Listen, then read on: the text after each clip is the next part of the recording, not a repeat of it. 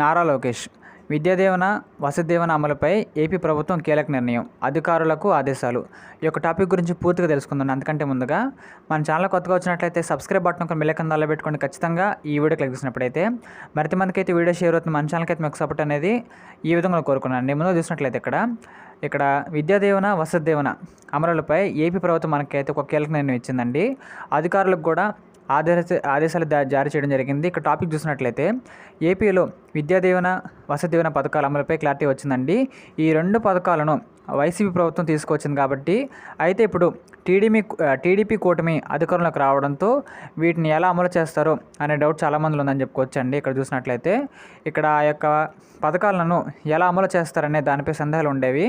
ఈ నేపథ్యంలో విద్యాదీవెన వసతి దీవెన స్థానంలో మనకే పాత విధానం అమలు చేస్తామని ఏపీ విద్యాశాఖ మంత్రి నారా లోకేష్ స్పష్టం చేశారండి.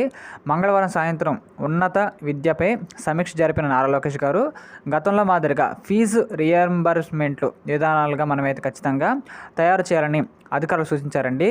ఫీజు రియంబర్స్మెంట్ అంటే మనకైతే ఈ విధంగా కొత్త పద్ధతి రాబోతుందని చెప్పుకోవచ్చు. కొత్త పద్ధతి అంటే మనకు ఆల్రెడీ గతంలో టీడీపీ ప్రభుత్వం మనకైతే అధికారంలో అప్పుడు చెప్పుకోవచ్చండి, ఇది అమల్లో ఉండేది. విద్యాదీవెన వసతి దీవెన పథకాలు మనకైతే అమలుపై ఏపీ ప్రభుత్వం క్లారిటీ తెచ్చింది. ఈ రెండు పథకాలను గత వైసీపీ ప్రభుత్వంలో మాజీ సీఎం వైఎస్ జగన్ గారు ప్రారంభించారండి. ప్రభుత్వం మారడంతో ఈ యొక్క పథకాల మార్పులు రావడం జరిగింది. అంతపాటు కొనసాగిస్తారనే డౌట్ కూడా చాలామంది అని చెప్పింది. ఒకటి అదే నేపథ్యంలో ఏపీ విద్యాశాఖ మంత్రి నారా లోకేష్ గారు వచ్చేసి ఈ అంశంపై క్లారిటీ ఇచ్చారండి. ఆంధ్రప్రదేశ్ వ్యాప్తంగా ప్రస్తుతం అమలవుతున్న విద్యాదీవెన వసతి దీవెన స్థానంలో పాత విధానం అమలు చేస్తామని నారా లోకేష్ గారు తెలిపారని చెప్పుకోవచ్చండి. ఉన్నత విద్యపై విద్యాశాఖ అధికారులు నారా లోకేష్ గారు అయితే ఇక్కడ మంగళవారం సమీక్షించారు. ఈ సందర్భంలోనే విద్యాదీవెన వసతి దీవెన స్థానంలో పాత విధానం అమలు నిర్ణయించారండి. ఫీజు రియంబర్స్మెంట్ కోసం విధి విధానాలను కూడా తయారు చేయాలని నారా లోకేష్ గారు అయితే అధికారులు అయితే ఆశించారని చెప్పుకోవచ్చండి. ఇక దాంతోపాటు ఇక్కడ చూసినట్లయితే మరోవైపు ఇక్కడ గమనించినట్లయితే మనకైతే ఇక్కడ ఇంకో పాయింట్ అయితే రేజ్ అని చెప్పుకోవచ్చండి. దాని గురించి చూసినట్లయితే వైసీపీ ప్రభుత్వం అనేది అనుసరించిన విధి విధానాలతో విద్యార్థుల భవిష్యత్తు ఆగమయోచకంగా మారిందని మంత్రి నారా లోకేష్ విమర్శించారండి. వైసీపీ ప్రభుత్వం 3,480 కోట్ల బకాయిలు ఖచ్చితంగా చెల్లించకపోవడంతో కాలేజీల్లో విద్యార్థులకు సర్టిఫికెట్లు ఆగిపోయాయని నారా లోకేష్ ఆరోపించారండి. ఇదే సమయంలో విద్యాశాఖకు సంబంధించి పలు కీలక నిర్ణయాలు తీసుకున్నారండి. కాలేజీలో డ్రగ్స్ కట్టడికి పటిష్టమైన చర్యలు తీసుకోవాలని అధికారులను నారా లోకేష్ సాధించారండి. మత్తు పదార్థాల వాడకం వల్ల కలిగే అనాథాలపై స్వచ్ఛంద సంస్థల సహాయంతో యువతలో అవగాహన కల్పించాలని నారా లోకేష్ సూచించారు.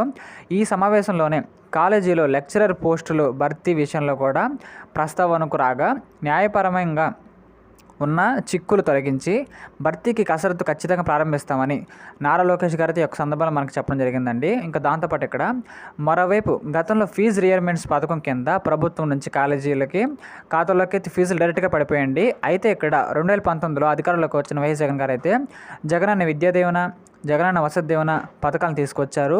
ఈ స్కీమ్ ద్వారా ఉన్నత విద్యా కోర్సులు చదువుకున్న విద్యార్థులకైతే ఫీజులను వారి తల్లుల ఖాతాలోకి జమ చేస్తూ వచ్చారు. ఆ తర్వాత విద్యార్థులు తల్లుల వారం 10 రోజుల్లో కాలేజీలకు ఫీజులు చెల్లించవలసి ఉండేదండి. ఇక జగనన్న వసతి దీవెన కింద విద్యార్థులు హాస్టల్ ఫుడ్ను విడతల వారీగా చెల్లిస్తూ వచ్చారండి, హాస్టల్ ఫీజులను.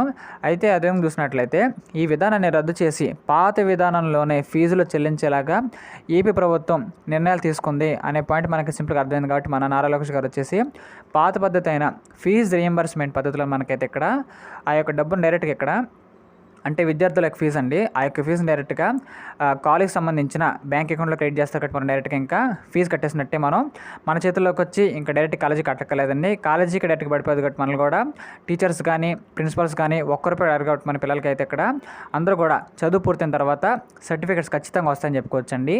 ఇలాంటి మరిన్ని కరెంట్ అఫైర్స్ కోసం మన ఛానల్ని లైక్ చేయండి, షేర్ చేయండి, సబ్స్క్రైబ్ చేయండి ఖచ్చితంగా. Thank you.